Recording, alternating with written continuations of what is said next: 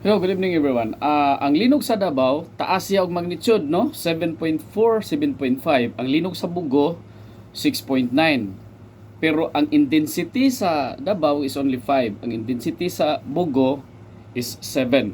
So meaning to say, mas dako, mas kusog ang linog sa Bugo kumpara sa Davao. Nga naman, arim na daoga sa intensity kay magnitude mura man na siya ang kusog ang energy nga gi release sa linog, right? Mo na magnitude. Pero ang question dia, ang epekto sa kusog nga niabot sa tao mo na intensity. Right?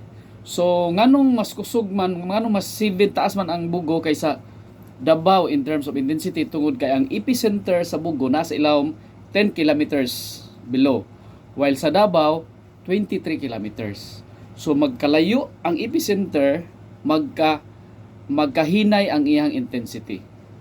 Nganong taas ang Bugo tungod kay 10 kilometers ra, while ang Davao is 23 kilometers. Nya mo matter pag ina kung gahi ang yuta or ang bato, no? So munang mas dako gid og damage ang Bugo kumpara sa Davao.